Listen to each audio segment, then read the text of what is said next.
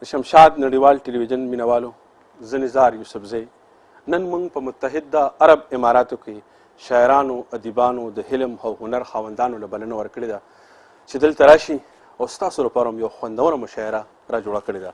نه هغه رڼې سترګې نه باڼه وینو تیاره ده، نه هغه رڼې سترګې نه باڼه وینو تیاره ده، بې زړه نه یو خو څه وکړو موږ څه وینو تیاره ده.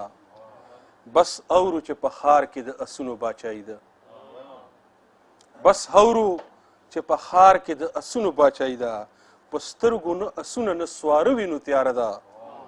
او په دې کوڅو کې هسې غوړېدلې سترګې ګرځو، په دې کوڅو کې هسې غوړېدلې سترګې ګرځو، د یار د بڼو سوري پکې نه وینو تیاره ده.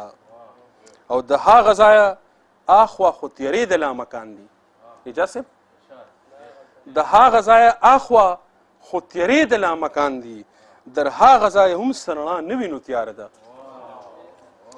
په دې شعرونو باندې خپل ډېر خوږ ډېر ګران او ډېر ښه ملګري عبدالله شاه ژوندون نه بلنه ورکوم چې موږ په خپل کلام باندې ونمانځو. مننه. غزل ده ارشاد. ممتاز. ژوند فلسفه جانانه ستا له سترګو جوړه شوله. ژوند فلسفه جانانه ستا له سترګو جوړه شوله، ټوله کیسه جانانه ستا له سترګو جوړه شوله. ټوله کیسه ژوند فلسفه جانانه ستا له سترګو جوړه شوله، ټوله کیسه جانانه ستا له سترګو جوړه شوله.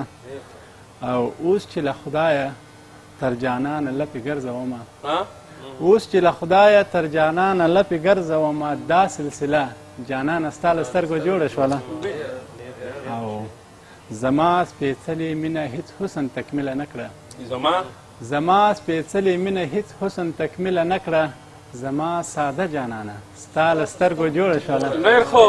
دا بیا ووایه دا شعر.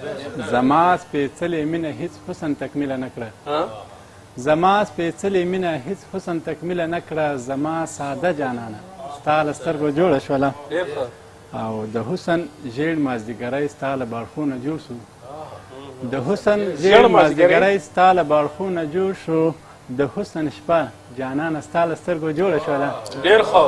او ستا زنګېدلي نظر ستا سترګو ته وغوښتمه، ستا زنګېدلي نظر ستا شونډو ته وغوښتمه، ستا زنګېدلي نظر ستا شونډو ته وغوښتمه، بس میکده جانانه ستا له سترګو جوړه شوله. او اوس مې معصومې هیلې ستا تر نامه ګرد راګرځي، اوس مې معصومې هیلې ستا تر نامه ګرد راګرځي، د زړه کعبه جانانه ستا له سترګو جوړه شوله.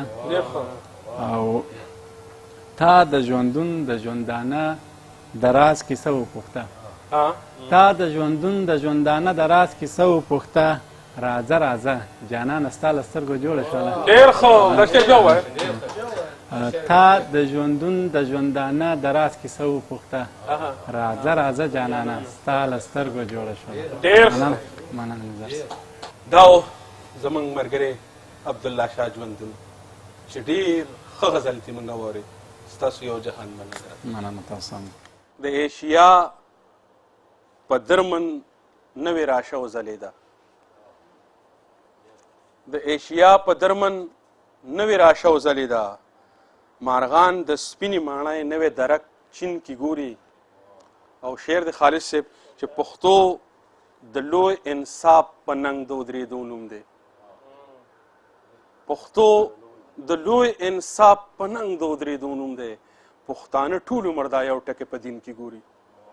په دې شعرونو باندې خپل ډېر خوږ او ډېر ګران ملګري محمد ګل منصور له بلنه ورکوم چې موږ په خپل کلام باندې ونمانځو. محمد ګل منصور صاحب. ما وې ستا مینه کې د کلي وزم، ما وې ستا مینه کې د کلي وزم، هغې ویل چې شابه زر وتښته، دا قرضداري د نور وجنې ګورئ. او ما ورته ډېر وی چې واده مه کوه، ما ورته ډېر وی چې واده مه کوه، هغه خفه شوي سود دې نه شي، اوس چې ما وویني نو سټ ګروي. مننه. ښکلې وې ستا سره موبایل شته دی؟ ما ویل او کنه نمبر دې راکړه، ویلې نه یو ټلیفون ته کوم. د اختر روایت مات نه کړې جانانه،